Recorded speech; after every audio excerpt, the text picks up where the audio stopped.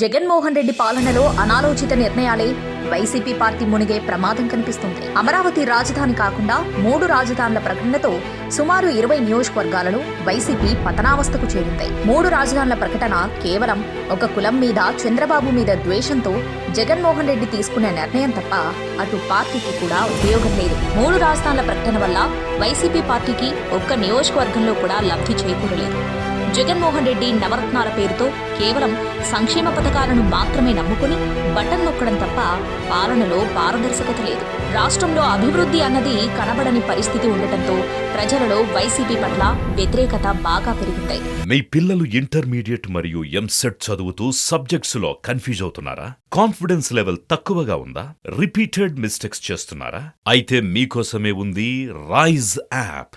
1 lakh question bank, performance analysis, online classes by experts, ఇంకా మరెన్నో features తో మీ ముందుకొచ్చింది Rise the perfect guide. Description లో ఉన్న లింకును ఉపయోగించి సబ్స్క్రైబ్ అవ్వండి. ప్రభుత్వ పెద్దలుగా పేరొందిన కొంతమంది మంత్రులు, ఎమ్మెల్యేలను ముందు పెట్టి రాష్ట్ర సంపద దోపిడిపై కూడా వైసీపీ ప్రభుత్వంపై వ్యతిరేకత పెరిగింది. దీని ప్రభావంతో రాష్ట్రంలో 40 మందికి పైగా ఎమ్మెల్యేలపై వ్యతిరేకత ఏర్పడింది. రాష్ట్రంలో జగన్మోహన్ రెడ్డి ప్రభుత్వం ఏర్పడిన తర్వాత భారీగా పెరిగిన విద్యుత్ ఛార్జీలతో జగన్ ప్రభుత్వానికి ప్రజలు చరమగీతం పాడేందుకు సిద్ధంగా ఉన్నారు. రాష్ట్రంలో ప్రజలకు మెరుగైన వైద్యం అందించేందుకు అన్ని సదుపాయాలతో ప్రభుత్వంలో కానీ, ప్రైవేట్ రంగంలో కానీ ఒక్క ఆసుపత్రి కూడా ఏర్పాటు కాలేదు. రాష్ట్ర విభజన నేపథ్యంలో కేంద్ర ప్రభుత్వం మంజూరు చేసిన ఎయిమ్స్ ఆసుపత్రికి వెళ్లేందుకు రోడ్లు లేవు. ఆ ప్రాంతాన్ని జగన్మోహన్ రెడ్డి నిర్వీర్యం చేశారు. టీడీపీ ప్రభుత్వంలో పనిచేసిన కాంట్రాక్టర్లకి జగన్ ప్రభుత్వం సొమ్ములు చెల్లించలేదు అనడానికి లేదు.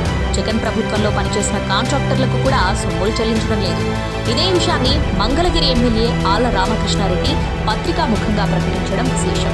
నియోజకవర్గాలలో ఏ విధమైన అభివృద్ధి లేకుండా వచ్చే ఎన్నికలలో ప్రజల ముందుకు వెళ్లి ఏ ముఖం పెట్టుకుని ఓట్లు అడుగుతామని వైసీపీ పార్టీ ఎమ్మెల్యేలే బహిరంగంగా అంటున్నారు. ఇటువంటి పరిస్థితులలో జగన్మోహన్ రెడ్డి ప్రభుత్వంపై ప్రజలలోనే కాదు, పార్టీలో కూడా తీవ్ర వ్యతిరేకత స్పష్టంగా కనిపిస్తుంది. జగన్మోహన్ రెడ్డి ప్రభుత్వం తీసుకుంటున్న అనాలోచిత నిర్ణయాలతో వైసీపీ పార్టీ నావకు చిల్లుపడింది అని చెప్పవచ్చు. జగన్మోహన్ రెడ్డి ఎన్నికలలో ఇచ్చిన హామీలు అమలు చేయాలంటూ కాంట్రాక్ట్ అవుట్సోర్సింగ్ ఉద్యోగులు, అంగన్వాడీ ఉద్యోగులు, సమగ్ర శిక్షణా సంస్థ ఉద్యోగులు ఆందోళన బాట పట్టారు. ఒకవైపు పార్టీలో జరుగుతున్న ఇబ్బందికర పరిస్థితులను సరిదిద్దుకునే పరిస్థితులలో జగన్మోహన్ రెడ్డికి రాష్ట్రంలో జరుగుతున్న ఉద్యమాలు మరింత తలనొప్పిగా మారాయి. ప్రభుత్వంపై ప్రజలలో ఏర్పడిన వ్యతిరేకతను తగ్గించడానికి శాసనసభ్యులను మార్చినంత మాత్రాన ప్రభుత్వ వ్యతిరేకత ఎలా తగ్గుతుందో వైసీపీ నేతలకు అర్థం కావడం లేదు. ఎమ్మెల్యేల పరిస్థితి ఇలా ఉంటే ఎంపీల పరిస్థితి మరీ అధ్వానంగా తయారైంది. పలువురు ఎంపీలు తాము వచ్చే ఎన్నికలలో పోటీ చేయలేమని ముందుగానే చేతులెత్తేశారు.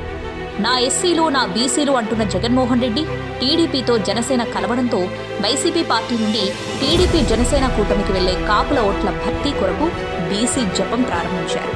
తెలుగుదేశం పార్టీకి వెన్నుదన్నుగా ఉన్న బీసీలను చీల్చడానికి మరియు కాపులతో బీసీలకున్న వైరంను తనకు అనుకూలంగా మలుచుకోవడానికి జగన్మోహన్ రెడ్డి బీసీ జపం చేస్తున్నారు.